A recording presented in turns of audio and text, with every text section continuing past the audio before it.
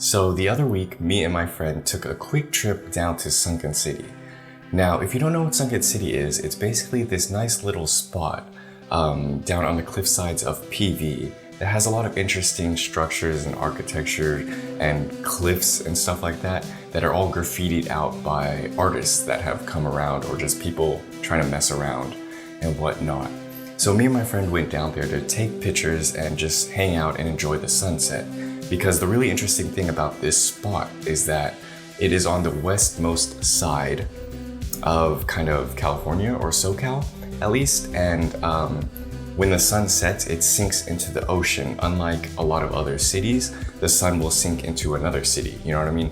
But here it's really gorgeous because it sinks into the cliff sides. So we went out there to take some pictures, and I brought my Fujifilm x100v, of course. And on it, I dialed in the settings for the film stock Portra 400. Now, if you guys don't know, if you have any Fuji camera or Fuji body, there's this guy on fujixweekly who creates a lot of old film stocks or recreates a lot of the film stocks with settings that you can use inside Fuji bodies. So I wanted to try Portra 400 because I've never shot Portra 400 before, but it's like a legendary film stock, I guess. I hear a lot about it on YouTube and other sites and stuff like that.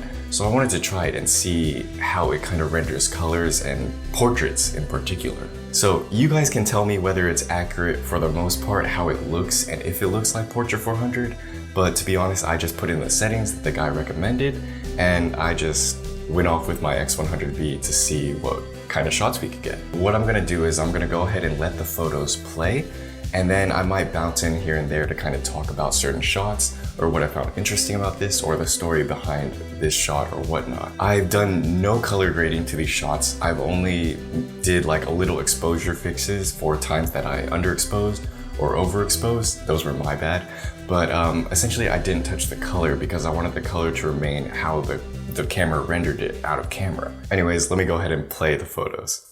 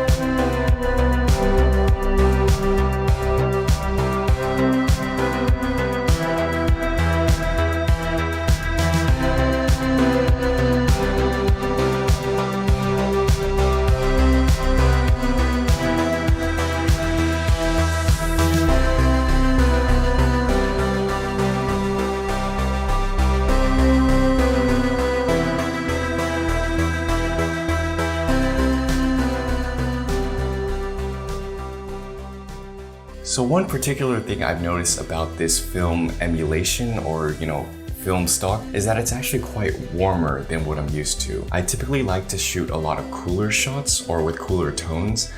Blue and green are kind of peculiarities to me, but Portra 400 seems to be warmer than a lot of the, pictures I tend to take.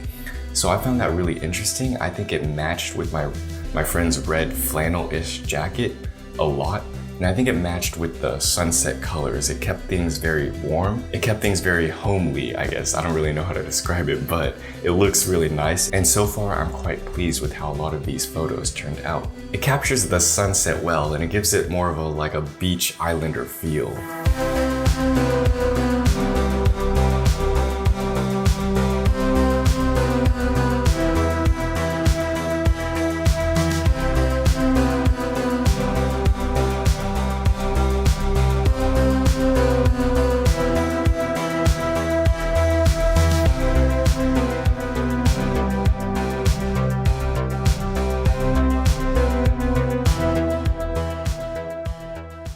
This shot in particular is one of my favorites. I think it's just cool.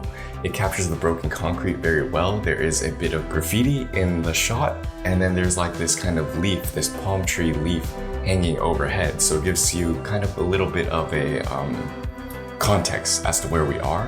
And then the vastness of the ocean is just very well captured in this shot. So this was definitely one of my favorites from the day.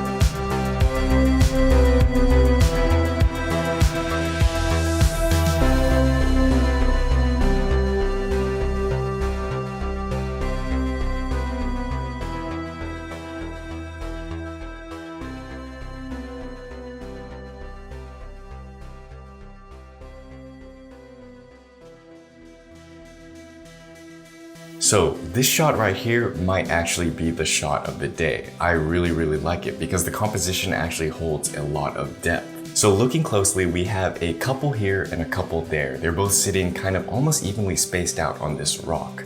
And what's very interesting is that they kind of mirror each other. They are both in a pair of two, and then there's two couples, so that is a pair as well. And now if you look even further, you notice there are birds perfectly spaced out with the couples as well. So the birds themselves make a unit themselves, but each bird individually reflects each of the couples. And I thought that was very interesting. This was purely in the moment. I caught it like, I don't know, at the perfect timing. So I'm quite proud of this one because more than just looking good, I just think, I don't know, the layering, the composition of this is just so good. I'm proud of this one.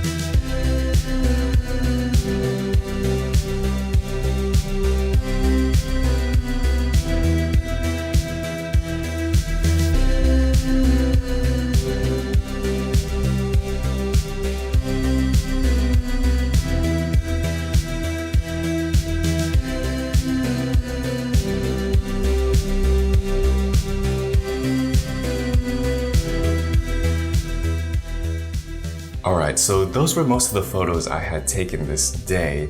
Let me know what you guys think, what shots you like best, and let me know if this film emulation kind of looks like actual Portra 400. Again, I've never shot film, I've never shot with Portra 400, so I only kind of have an inkling of what it's supposed to look like. But in my opinion, the shots came out great. I really like the colors and kind of the tones of these settings, and I might be more inclined to use it more in the future. If you like this video, please do click like and subscribe. I will be making a lot more of these videos in the future, especially ones around the X100v, and hopefully I'll see you guys there. So yeah, Thanks for watching, guys. I will catch you in another video. Peace.